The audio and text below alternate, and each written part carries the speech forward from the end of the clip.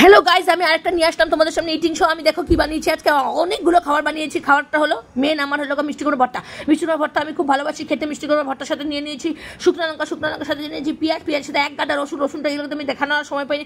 সাথে আছে এই বড় বড় বেগুন ভাজা, সাথে আছে দুটো ডিম পচ। সবগুলো একসাথে করে কাঁচা পেঁয়াজ নিয়ে ঝাঁকানাকা করে মেখে নিলাম। মাখার পরে এখন আমি আস্তে আস্তে করে খাওয়া শুরু করবো। রে কি স্বাদ হয়ে গেল, কি স্বাদ, একদম অমৃত। তোমরা কিন্তু এখন থেকে এরকম খাবে। বাঙালিদের জেনারেলি আমরা কি করি, মিষ্টি কুমড়া আউলটাকে বয়েল করে খাই, কিন্তু বয়েল ভর্তা না করে কি করবে, একটু তেল কড়াইয়ের মধ্যে দিয়ে তাতে ভেজে ডিপ ফ্রাই করে তারপরে কি করবে, তুমি ভর্তা করে খাবে। দেখবে এটা কত যে স্বাদ। কিন্তু রসুন দিতে হবে, রসুন আর কাঁচা পেঁয়াজটা কিন্তু ভাজলে হবে না, কাঁচা পেঁয়াজের সাথে আছে ডিম পজ দুটা। ডিম পজের দিকে আমার মেয়ে তাকিয়ে আছে, একদম বড় বড় চক্র। ওর একটা লাগবে। ও কিন্তু মাছ খাচ্ছে, আমি কিন্তু মাছ খাচ্ছি না। মা শুটকি কিছুই খাবো না। শুটকি আর বানিয়েছি, মাছও বানিয়েছে। এদিকে এত কষ্ট করছি, কতগুলো মিষ্টি কুমড়া ভর্তা আমি খেয়ে নিয়েছি। 7-8 পিস মিষ্টি কুমড়া ভর্তা শুধুমাত্র তোমাদের জন্য, তোমাদের লাইক কমেন্ট সাবস্ক্রাইবের জন্য। তোমরা প্লিজ আমাকে সাপোর্ট করবে।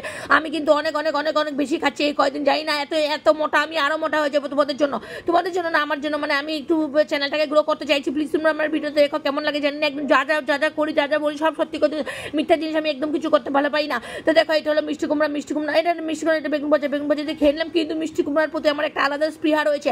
তাই আমি কি করেছি, মিষ্টি কুমড়াটা লাস্টে খাওয়া বলে একটু সাইডে রেখে দিয়েছি। এখন ঝাঁকানাকা করে গপ করে আমি কি করবো, গপ করে আমি বেগুন ভাজা দিয়ে খেয়েছি। কিন্তু বেগুন ভাজা খেতে দেখি এত কটা হয়ে গেল। তারপর কি করলাম, আমি আরেক গাদা ভাত নিয়ে নিলাম, মানে আরেক হাতা ভাত নিয়ে নিলাম। ভাত নিয়ে এখন আমি কি করলাম, একটু সন্তুলন করলাম। লবণটা একটু কমলো। এইদিকে শুকনো লঙ্কাগুলোকে খেয়ে যাচ্ছি, আর এদিকে কিন্তু আমার মিস্টার মানে তোমাদের দাদা ভাই খুব রাগ করে এগুলো খেলে, শুকনো লঙ্কা খেলে সরোজ হাল্লা করে ঘরের মধ্যে। আমি কেন তো শুকনো লঙ্কা খাই, কিন্তু আমার যে ভালো লাগে। আমি কি করবো বলো, এই অনেক তো অসুখ বিসুখ নিয়ে চলছি। আরেকটা অসুখ বিসুখ হয়তো হতে পারে ভবিষ্যতে, আমি জানি না এই শুকনো লঙ্কা খাওয়ার জন্য।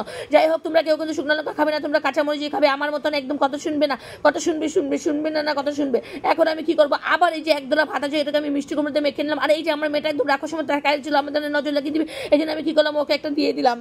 কি করলাম, লাস্ট ভাতটা দেখো একদম শুকনো লঙ্কা সবকিছু মেখে থেকে আমি কিন্তু এই অমৃতটাকে ছাড়তে পারছি না। তোমরা জাস্ট একবার খেয়ে দেখো, কিন্তু মিষ্টি কুমড়োটা খুব ভালো লাগবে। মিষ্টি না হলে কিন্তু ভালো লাগবে না। সাথে কি করবো, আমরা ভিডিওটা কিন্তু এখানে এন্ড করবো। আর কথা বলতে পারছি না, মুখ টুক গলা টলা সব শুকিয়ে যাচ্ছে। 2বার হয়ে গেলে এই নিয়ে রিটেক।